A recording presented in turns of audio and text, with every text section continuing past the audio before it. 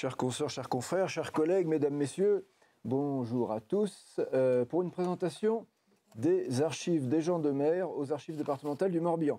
Alors, je suis doublement embêté. Pardon, partager l'écran. C'est ici. Hop. Voilà. Est-ce que c'est OK? D'accord, il faut le remettre. Et donc celle-là. C'est OK? Bien. Alors, les archives des gens de mer aux archives départementales du Morbihan. Donc je disais que j'étais doublement embêté parce qu'effectivement, la zone de Cancale et du Plessis-Bertrand est assez éloignée finalement de l'évêché de Vannes, du département du Morbihan. Mais je vais quand même donc vous faire une présentation des sources que l'on peut avoir et qui pourraient intéresser les gens de mer originaires de ce secteur. Alors, on commence par une présentation générale des archives départementales du Morbihan. Je disais doublement embêté parce qu'effectivement, la plupart de mes confrères et consoeurs et collègues ont déjà présenté la majeure partie de ce qu'il y a à dire pour un dépôt d'archives départementales sur ces archives des gens de mer. Bon, il n'empêche que, effectivement, aux archives départementales du Morbihan, à Vannes, nous avons un certain nombre de ressources qui sont spécifiques, qui rentrent dans ces catégories, mais qui ont leur spécificité que je vais essayer de faire ressortir, de façon à ce qu'il n'y ait pas trop de redites. Alors, les archives départementales du Morbihan, dans un bâtiment situé rue des Vénettes depuis 1993. Alors, je ne vais pas vous refaire l'historique des implantations des archives départementales depuis l'ancien palais de la Motte jusqu'à aujourd'hui. Il se trouve que nous conservons 33 km linéaires. Nous avions une capacité de 34 km linéaires jusqu'à octobre dernier, et donc date à laquelle une extension de 15 km linéaires a été inaugurée, ce qui porte notre capacité de stockage à 49. Alors c'est la question du micro. Peut-être que le micro est coupé. Oui. Là, c'est bon? Tout le monde entend? Ça marche. Ok, bon. Ouais, effectivement, le micro était coupé. Bon, il n'empêche que tout ce que j'ai dit, il était possible de le lire. Bon, je poursuis. Nos collections vont de 1108 jusqu'à nos jours. Et donc, voilà. Intéressons-nous aux fonds anciens. Les fonds anciens qui représentent en tout 1,1 km linéaire. Sur cet ensemble se détache un ensemble important de fonds judiciaires, 740 mètres. On voit que c'est la majeure partie, conservée en série B, comme vous le savez, et donc dont une grande partie est dédiée, on va dire, au XVIIIe siècle, mais qui peuvent remonter bien plus loin et parfois même jusqu'au XVe siècle, ce qui est assez exceptionnel, notamment pour les juridictions seigneuriales.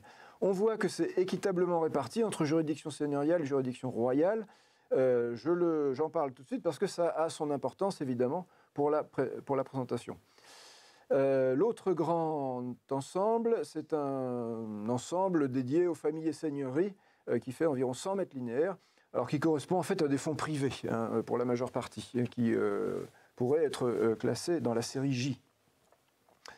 Alors, quelques fonds transversaux que vous connaissez, dont évidemment le métrage ancien est difficile à quantifier. Archives communales, on pense aux archives des communautés de villes. Certaines communes du Morbihan en ont une, antérieure à la Révolution, et avec des registres liés. L'état civil, alors on devrait dire registres paroissiaux, évidemment, qui est la partie qui va nous intéresser, la partie notaire, conservée en 6E, mais dont on verra une partie peut être également conservée en série B. Alors l'accès aux documents se fait très classiquement, salle de lecture sur place, du lundi au jeudi, 9h-17h30.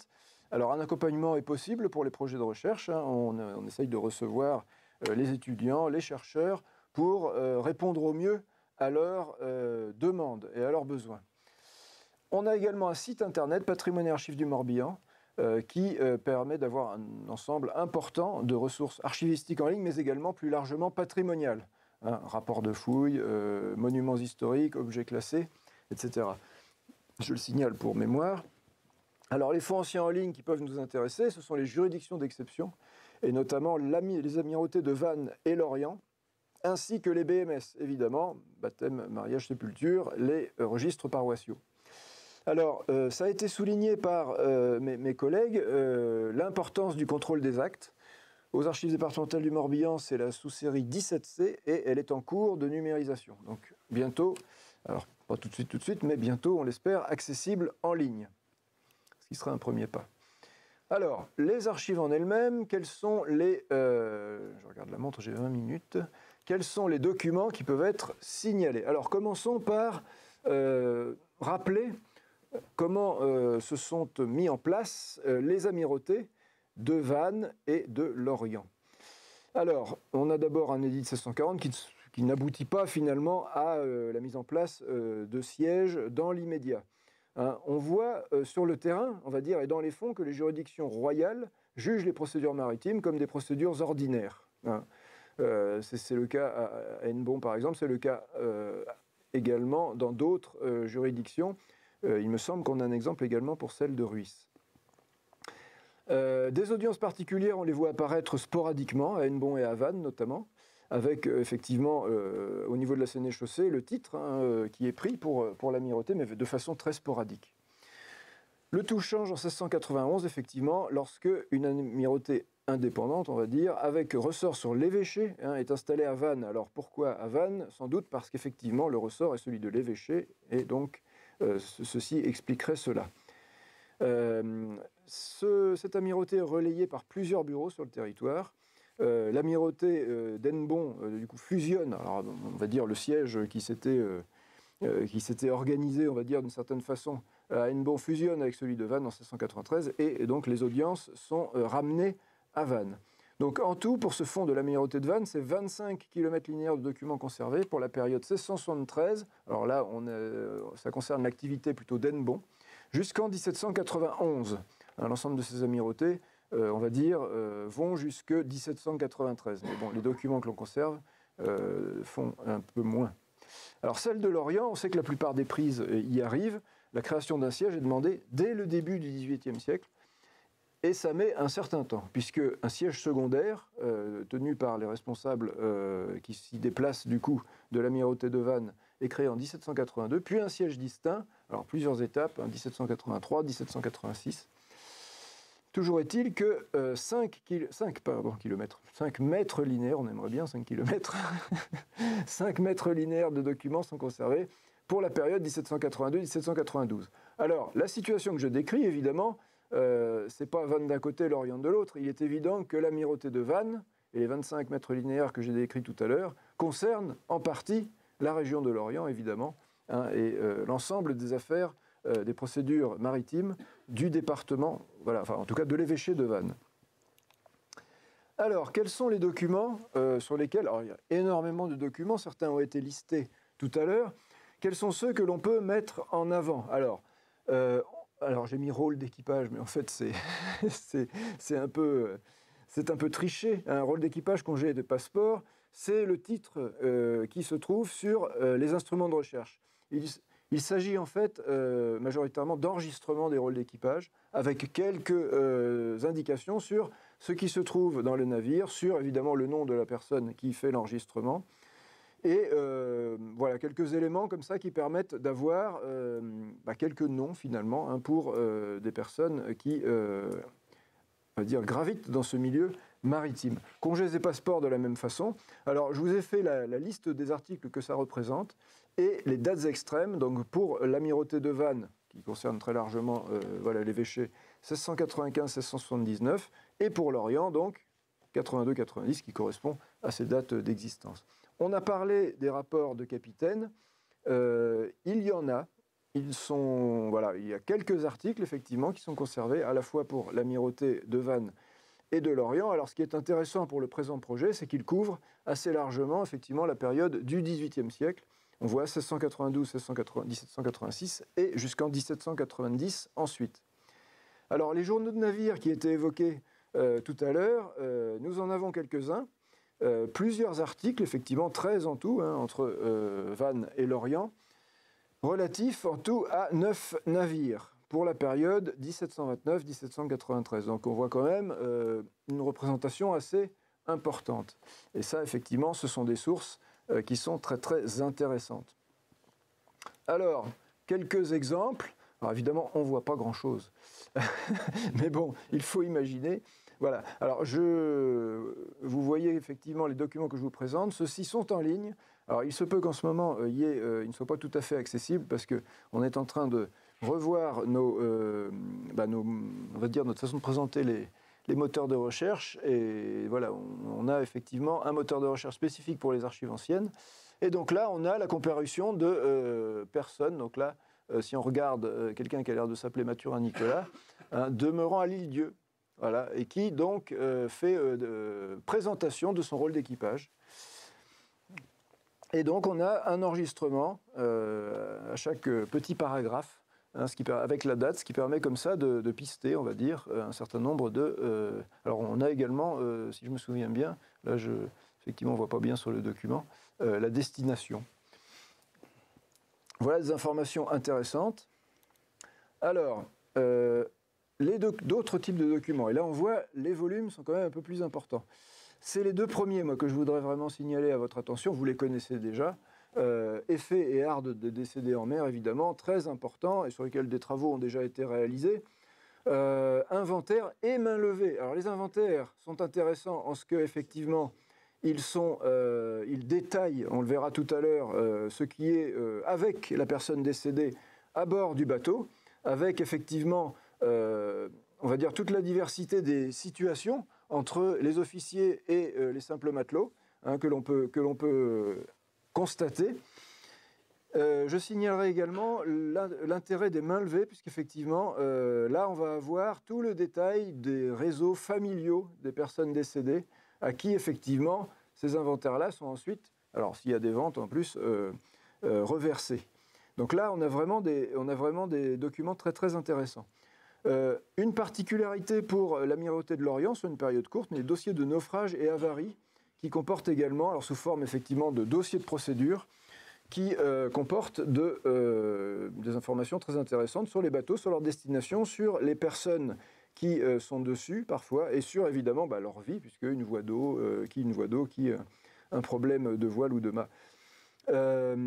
Les dossiers de prise, bien connus, évidemment, Amirauté de Vannes, 26 articles, et donc une période couverte assez importante, 44-85.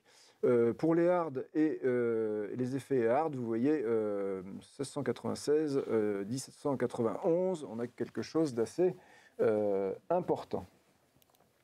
Les documents en eux-mêmes, alors bon, malheureusement, avec cette interface, je vais avoir du mal à zoomer, mais imaginez effectivement, là, c'est peut-être écrit plus gros sur le inventaire des Hardes, de défunt Monsieur l'Amiral, donc décédé, et on a toute la liste de ce qui peut être trouvé. Voilà, exactement.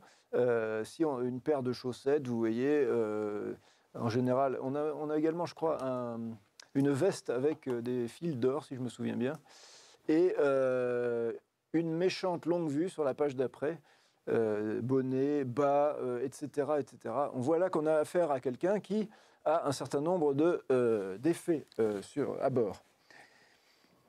Ensuite, on a le contremaître qui suit. Alors ça, c'est le cœur de l'inventaire, la page de garde et avant, où on voit pas mal d'éléments également, des paires de bas, culottes, bonnets, etc., couteaux.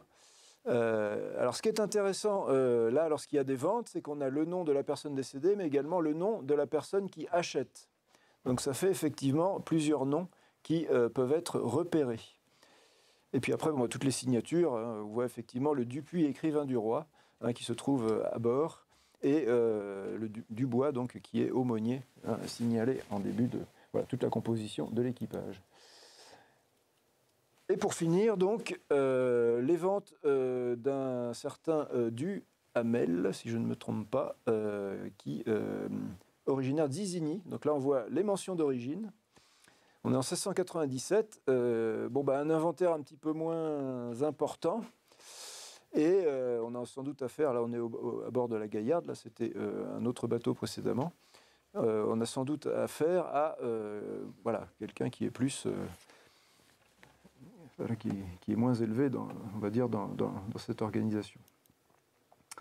Les dossiers d'avarie et de naufrage, pour mémoire, donc adressés aux juges royaux de l'amirauté de Lorient, donc sous la forme d'une supplique, et donc description de ce qui s'est passé à bord d'un bateau qui est originaire de Philadelphie, enfin parti de Philadelphie, le 9 novembre dernier, et donc à qui il est arrivé une voie d'eau, visiblement. Et donc voilà, on a toute cette procédure qui se déroule et qui est intéressante.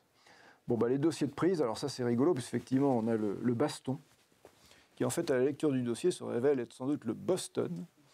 Mais bon, voilà les différences entre la façon peut-être de prononcer ou d'écrire. Je n'ai pas analysé, on va dire en détail, le document lui-même, mais il y a quand même certains A qui me semblent être proches du O. Mais bon. Alors, d'autres documents qui pourraient être intéressants pour le présent projet, des délivrances de médicaments. Un article qui fait 1774-1776, on a vu qu'effectivement, c'est un des axes de recherche, cette question de la santé des gens de mer. Et là, effectivement, avec des commentaires assez assez intéressants sur l'état de ce qui est emmené à bord pour servir de remède antiscorbutique, etc., etc. Donc ça, c'est vraiment quelque chose d'intéressant. Voilà. Et effectivement, il y a une inspection de ces moyens-là, avec l'inspecteur qui dit bon, ça, finalement, ça ne ressemble pas du tout à ce que c'est censé être. Enfin, voilà. On verra le document, mais bon, à mon avis, on aura du mal à le lire. Bon, évidemment, on en a parlé tout à l'heure, tout ce qui est réception, officier, huissier, interprète, capitaine, maître de barque, pilote. On doit avoir le document sur les chirurgiens également. Et donc, 24 articles, 1692-1791. Bon, là, on est sur toute la période du projet. Et évidemment, ce sont des amirautés, les documents judiciaires et de greffe, registre d'audience, on en a parlé, tout type de registre, affirmation de voyage, etc., présentation, qui peuvent également être conservées, alors en série pas toujours très complète. Et donc voilà une petite sélection de ce que vous pouvez trouver dans ces fonds-là. Bon, vous remarquez effectivement, après le point-virgule, c'est l'amirauté de Lorient, qui est un peu moins pourvue que celle de Vannes. Notez les 47 articles 1690-1791 pour les affaires civiles qui permettront de faire apparaître effectivement pas mal de choses utiles à ce projet, et notamment des questions peut-être de succession, tout ce qui peut être rattaché au civil, évidemment.